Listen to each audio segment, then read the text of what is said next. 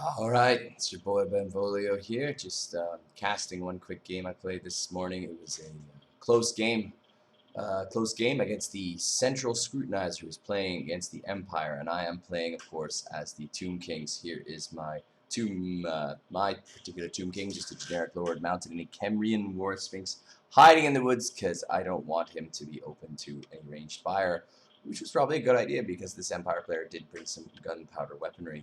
So we're going to take a look at my opponent's army first, and then we'll come back and just take a quick look at what I got going on here. So here's my opponent, the Central Scrutinizer.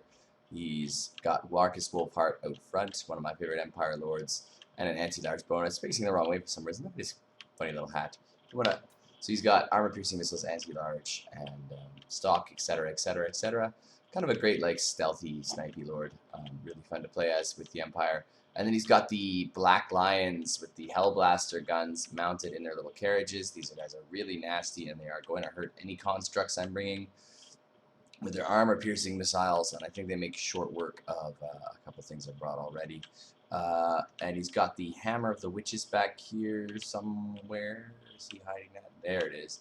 He's got the Hammer of Witches backed up by some spearmen. So the Hammer of the Witches, a regiment of renowned great cannon, armor-piercing missiles, anti-large. So he's bringing the anti-large, of course, against Tomb Kings, because Tomb Kings tend to have a lot of big construct units. Look at those beautiful cannons firing off at something. Oh, yes, and I'm already firing at him with my Casket of Souls. Oh, I did at least manage to get a bit of damage done, so my Casket of Souls can do some good damage. And it looks like it's blown apart some poor... Look at those legs flying apart and those leotards. Yeah, so... Anyway, that's Hammer, which is, he's got the Flagellants as well. They are unbreakable. These guys are fanatics. They will just fight until the very last unit, because whatever, they've decided to throw their lives away for Sigmar or whatever, or whoever. They're kind of like religious maniacs, basically. So he's got a couple groups of them. Look at that guy with funky masks he's got going on. How can he see? I don't know. So they just go and they flail. And they're damage dealers, and they will fight to the very last units. They're kind of annoying in that regard. He's got 3 units of them. He's got a Bright Wizard, which means a Fire Wizard on a Pegasus, Imperial Pegasus, able to cast some spells, Fireball, etc., which is very annoying. He's got a couple groups of handgunners in the back, including these Silver Bullets here, Regiment of Renown. So they are armor-piercing, and they have stocks. They're kind of like hunty boys with guns. He's got a group of Empire Knights. I think he's got a couple groups of Empire Knights. 1, 2, 3 groups of Empire Knights back here. Just standard bottom tier, about 900 gold cavalry. What are they? They are anti-infantry. And he's got 3 groups of spearmen. So, interesting army. That's about all he's got. And I am returning fire. Looks like his Marcus Wolfheart is hitting my poor Casket of Souls here with the, he's taking that down because it can do a lot of range damage. So unfortunately I did bring this, but it's going to get deleted almost immediately. Magical Artillery, because he knows it does a lot of damage, sending up those mighty souls in big arc shots. They can do a lot of damage. I played a game recently where they just massacred my army. He had 3 of them, and I was charging with the Vampire Coast. Sadly, I couldn't record that one. It was another loss on my part, though, but he just blasted it. So I thought that'd be fun to anchor my line. I've got my main army, my main infantry, kind of out in the middle here. I've got 2 groups of skeleton spearmen, 3 groups of skeleton warriors with swords, a couple chevron each with some extra gold just to make them last a little longer, do their job. On the flanks over here, I've got a Tomb Prince on a skeleton horse, and he's got a couple great abilities, just a great kind of solid cavalry choice, kind of a hero hunter, I hope, and he is useful in that regard, with some Nehekaran horsemen. Look at them riding with their sweet-ass, cool shields, and their, I don't know what you call those weapons, those kind of curvy, bladey weapons, pretty cool weapons. I've got some skeleton horsemen archers. They are very fast, and they are very annoying, able to fire some arrows at his troops, and they're about to open up onto his flanks. Coming around, my poor Casket of Souls, immediately getting deleted by, I believe, to the Black Lions war wagons, just able to do a lot of nasty damage there. And over on my left flank, I've got another group of Nehekaran horsemen, another Tomb Prince, and of course my Tomb King here, the Kemrian War Sphinx, who I wanted to start in cover because, yeah, he would have been quick. He would have been the Casket of Souls there. If I had left him out in the open, he would have been torn apart by the artillery. So wise choice. Another group of skeleton horseman archers and 2 tomb scorpions for 1,000 gold each with Vanguard deployment. You can deploy them anywhere. They are really useful monster units. and they're just great at causing havoc in the infantry lines because they just make such a mess of anything they get into, because they'll dive in and out of the ground and just be hard to pin down. And for 1,000 gold, they're just great, great value. So that's about 2,000 gold there. So anyway, let's turn that off and let's begin. Let's begin. So my main line is going to charge, obviously, headlong. And my skeleton horseman archers. Oh no, he did something. I don't know whose ability that is. Hunter Snare, I guess it must be Marcus Wolpart. And so he's pinning my poor Nehekar and horseman in place, and is going to be blasting them with fireballs. Ow, ow, ow, ow, ow, as well as my Toon Prince. And they get stuck there for a while. It's a bit annoying. But anyway, closing the main line. The Black Lions are a really great unit. I love you. They're great to use when you're using the Empire. You know, and that mobility and that ability, those war wagons, always very useful. But the Tomb Scorpion's able to charge in here. I don't want to bring them against the Spearmen, because the Spearmen do have anti-large, and it's kind of like negligible. But as much as possible, prefer not to do that. My Tomb King, rawr, bounding into, sending some flagellants running. I want to be going, I should have been going right for those silver bullets, because now they're going to be able to open up, and that would have been, but I guess I was microing somewhere else, and I think, yes, now I've got him on them, which is good. Yes, perfect target for my Tomb King. However, he's got other range units to be able to bring to bear. The Empire Knights chasing off my Nehekar and Horsemen. I don't want to stay engaged in prolonged combat with them. I don't think that's going to go my way, so I'm going to lead them on a wild chase and shoot them while they go. The Tomb Prince is going to try and chase them down. The Empire Knights are surrounding my Tomb Scorpions, but ooh, they're doing some smacking, so he's doing a great job of kind of pinning them down. And they are going to be able to rack up some damage, but hopefully I can bring some relief to my poor Tomb Scorpions. I don't know how this is exactly going to go. It looks like they're both focused on that one, but he's pulling the Empire Knights, thank goodness, away. The Skeleton Spearmen able to come against these Spearmen, and that's a good target. That's what I want. I want infantry on infantry as much as possible. The Empire Knights are trying to push the Tomb King off, and he's popped another Hunter Snare to trap my Nehekar Horseman. Very well played in that regard, using Marcus Wolpart to this his ability. These Skeleton Warriors have engaged with the Flagellants, who are going to fight to the last model. They're down to 19 models. The Tomb Prince fighting the Spearman too, although it's not a great target.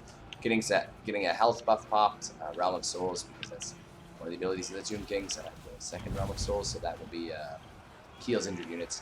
It's a nice aspect of the Tomb Kings. When you start losing enough units, you get these excellent buffs and summons. So yeah, kind of chaos. Tomb King is kind of where he wants to be, but Marcus Wolpart is doing a snipe ability. Ow, ow, ow, ow, ow. Should have been trying to focus him down. Tomb King trying to stay on those black wagons, kind of nullify their ranged ability by just being on top of them as much as possible, not letting the same thing happen to my, Casket of Souls there. So the Tomb King, rah, rah, rah, getting on the artillery crew is great, but it looks like, is that a... And I'm popping a debuff with the Tomb King to, I think it's Curse of the Jaff, with maybe a Prince to debuff them.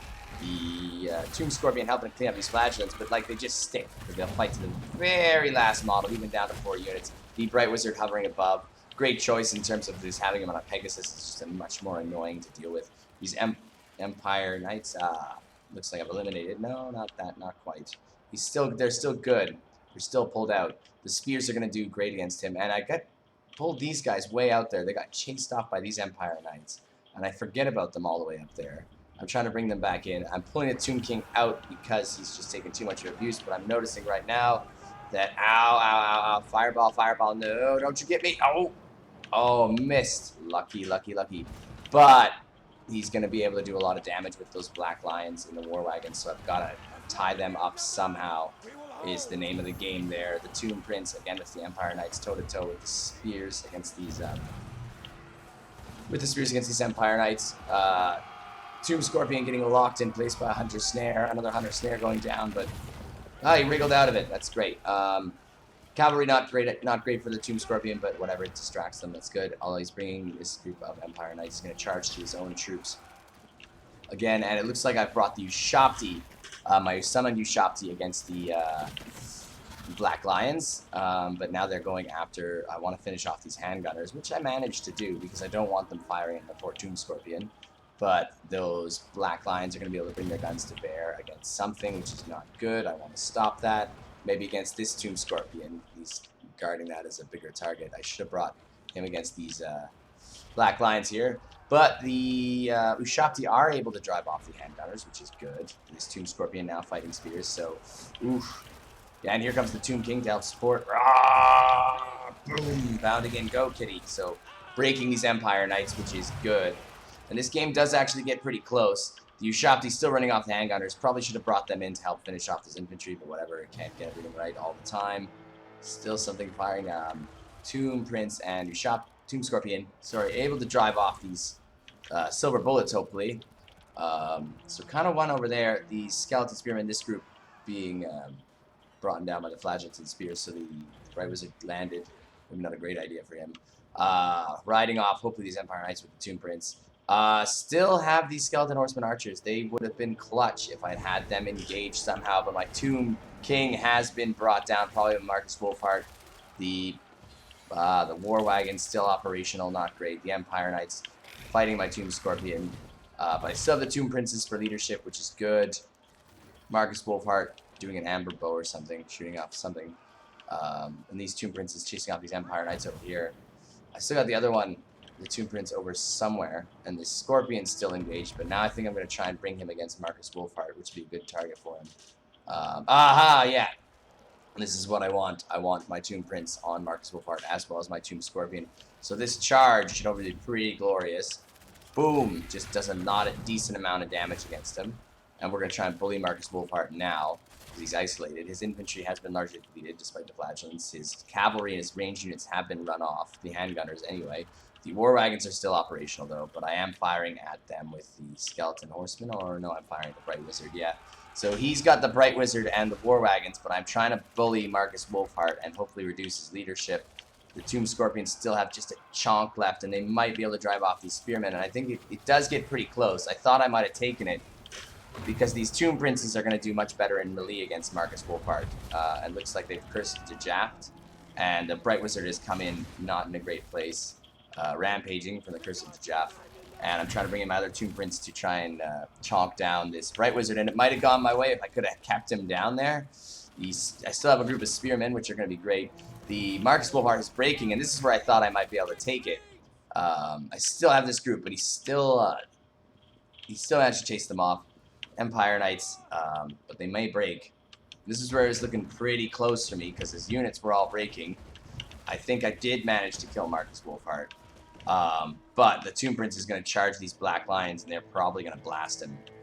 Probably going to fully blast him unless he can get in. Yeah, okay, good. That's not actually that bad, because he can get, like, if he can get into melee, if I can get into melee and take out these bloody Black Lions, and then I've got the mobility edge with the Tomb Princes, I could have taken it. But he's pulling them out, and that judge just crumbled out of existence. I guess maybe got, like, a proper shot or something. Yeah, no, but unfortunately it looks like I'm crumbling here, and it was looking close, but his Bright Wizard just managed to hold on, holding the other's leadership, and that was the end of the game for me. But it's still quite an exciting game. Well played to my opponent, the Central Scrutinizer, who did a great job with his artillery and cavalry, and despite being a pretty close game, a pretty fun game, he did take the victory there, and his Black Lions survived the whole way through, as did his Bright Wizard, but I did get his Lords, so that feels pretty good. It was a valiant defeat. Anyway, for the boys back home, keep it real.